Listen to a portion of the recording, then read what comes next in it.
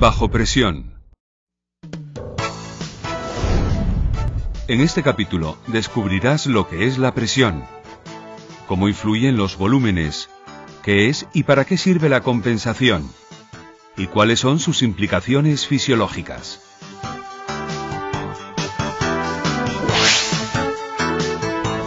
Presión y profundidad.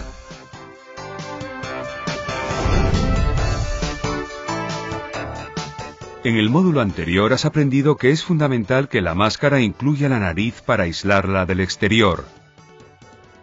También has descubierto que si la máscara tiene un volumen interno reducido, se compensa más fácilmente.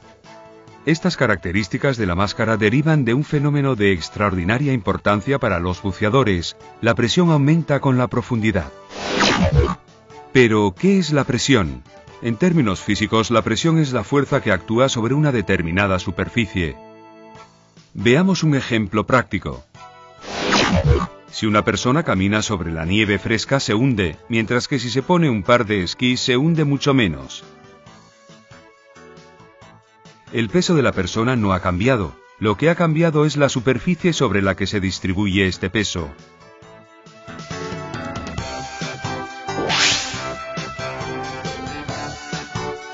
Con los esquís el peso se distribuye sobre un área mayor, por lo que cada unidad de superficie debe sostener una fracción menor del peso total. Existen distintas unidades de medida para la presión. Normalmente se usa el kilogramo por centímetro cuadrado, que equivale a la fuerza de 1 kilogramo distribuido sobre una superficie de 1 centímetro cuadrado. Pensemos ahora en nuestro planeta. A su alrededor encontramos una capa de aire que se extiende desde la superficie de la Tierra hacia arriba por decenas de kilómetros y que constituye la atmósfera.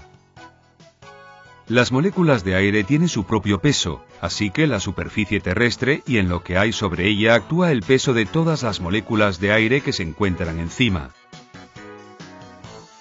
Esta fuerza de peso genera la presión atmosférica. Al nivel del mar, la suma del peso de todas las moléculas de aire presentes sobre su superficie equivale a una atmósfera, poco más de 1 kilogramo por centímetro cuadrado. Si subimos hasta la cima de una montaña, esta columna de aire es menor, por lo que la presión será inferior a una atmósfera. Sumerjámonos en el agua. Las moléculas de agua son mucho más pesadas. Una columna de agua de unos 10 metros de altura pesa tanto como toda la columna de aire de la atmósfera. Por eso, por cada 10 metros de profundidad, el peso del agua genera una presión de una atmósfera. Esta presión se conoce con el nombre de presión hidrostática. A los buceadores nos interesa conocer la presión total a la que debemos exponernos, por lo que utilizaremos la presión absoluta, suma de la presión hidrostática más la atmosférica. De este modo tenemos en cuenta tanto la columna de agua que tenemos encima como la columna de aire que empuja sobre su superficie. Resulta fácil comprender que en la superficie tendremos una presión de 1 atm. Usamos la A final para indicar que es absoluta, mientras que al ir descendiendo debajo del agua, esta aumentará progresivamente. A 10 metros será 2 atm, a 20 metros 3 atm y así sucesivamente. Nosotros no percibimos fácilmente las variaciones de presión, ya que nuestro cuerpo está formado por sólidos y líquidos incomprensibles, pero si transportamos una botella de plástico llena de aire y cerrada debajo del agua, observaremos que al descender su volumen disminuye.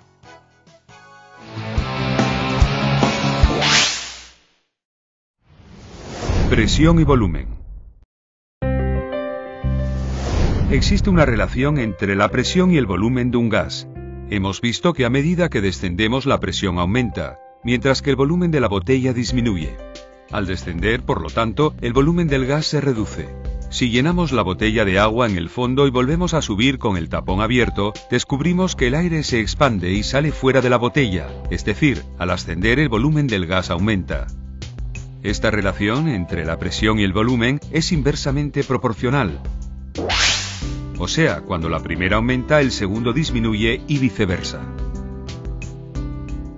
Esto significa que si la presión absoluta se duplica, el volumen del gas se reduce a la mitad.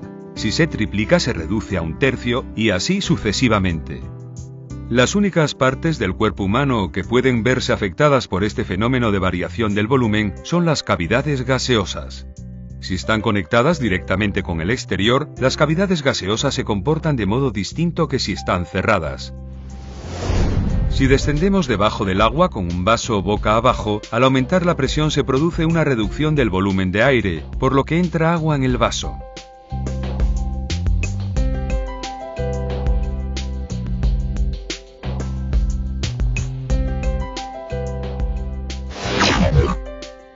Cerremos ahora el vaso con una membrana.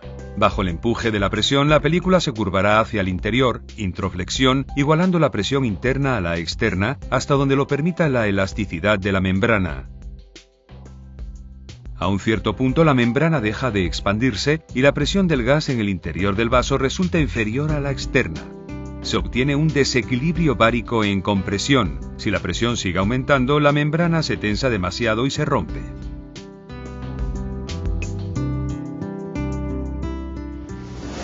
Para evitar el desequilibrio bárico y la rotura de la membrana, basta introducir gas en la cavidad hasta igualar la presión interna a la externa.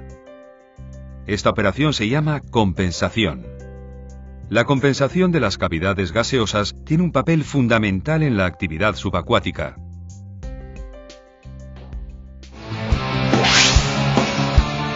La compensación. En primer lugar, tenemos que descubrir cuáles son las cavidades gaseosas presentes en el buceador. La mayor es la de los pulmones, pero se compensa automáticamente sin la intervención del buceador. En los apneístas, el volumen de los pulmones se reduce todo lo posible. A continuación, un aflujo localizado de sangre, blood shift, provoca una segunda reducción del volumen. Otra cavidad gaseosa, aunque sea artificial, es el cojinete de aire de la máscara. Dado que el faldón es blando, este cojinete de aire reduce su volumen cuando aumenta la presión. Si la máscara no consigue deformarse, por ejemplo porque el marco rígido empuja contra la nariz, la presión en su interior resulta inferior a la externa. Si esta diferencia es demasiado grande, los capilares oculares pueden romperse y provocar un derrame de sangre que enrojecerá el ojo. Este efecto, conocido como el golpe de ventosa, es fácil de evitar. Basta expulsar un poco de aire en la máscara por la nariz mientras se desciende. La nariz debe estar dentro de la máscara, por lo que las gafas de natación no resultan adecuadas. Las máscaras con un volumen interno reducido se compensan más fácilmente, porque permiten insuflar una menor cantidad de aire. Otra cavidad conectada con el exterior mediante una membrana es el oído medio. Seguramente alguna vez habrás sentido una sensación de compresión en los oídos mientras estabas en el coche, en un avión o debajo del agua. ¿De dónde procede?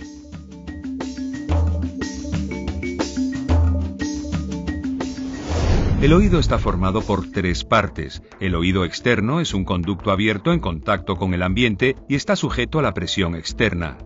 El oído interno, donde se encuentran los órganos del equilibrio y los receptores del oído, es un ambiente líquido y sólido. El oído medio es una cavidad gaseosa separada de los otros dos por membranas. La membrana que divide el oído medio del exterior se llama tímpano. El oído medio está conectado con la boca por medio de la trompa de Eustaquio.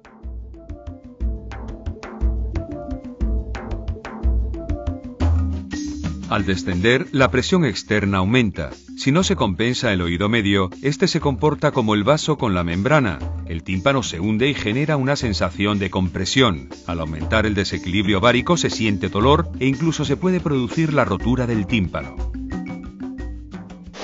El aumento de presión puede equilibrarse introduciendo aire en el oído medio a través de la trompa de Eustaquio. Con algunas técnicas especiales de compensación que practicarás junto al instructor, aprenderás a introducir aire en el oído medio para compensar el aumento de la presión externa.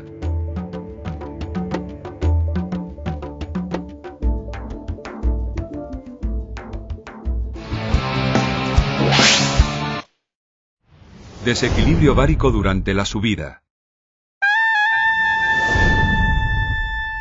Veamos ahora lo que ocurre cuando la presión externa disminuye, por ejemplo durante la subida. Las cavidades cerradas retoman su volumen original, como sucede con los pulmones de los apneístas. Las cavidades abiertas pueden descargar el exceso de gas al exterior sin problemas. Pero, ¿qué sucede con las que están cerradas con una membrana? Si no se elimina el exceso de gas, bajo el empuje de la presión interna, la membrana se curvará hacia el exterior, eversión.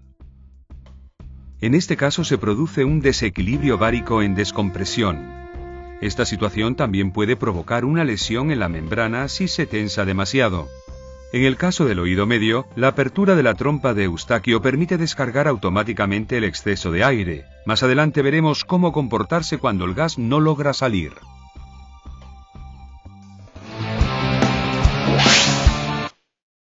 Condiciones de salud y atléticas.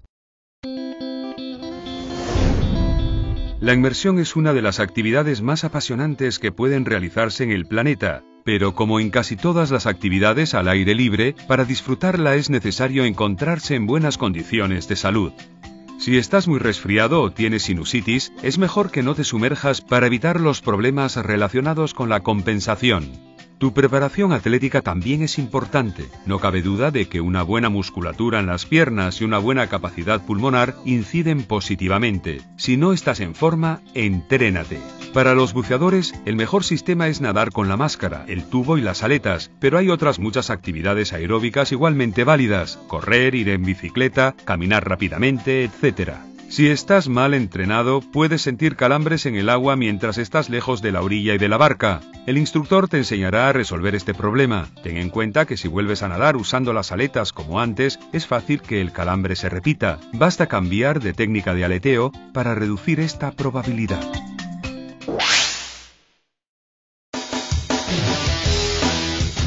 En el próximo módulo, conocerás el fenómeno de la dispersión del calor y cómo prevenirlo. Comprenderás qué es la flotabilidad en el agua y cómo modificarla, analizarás algunos aspectos fisiológicos y descubrirás lo que es un síncope. ¡Hasta pronto!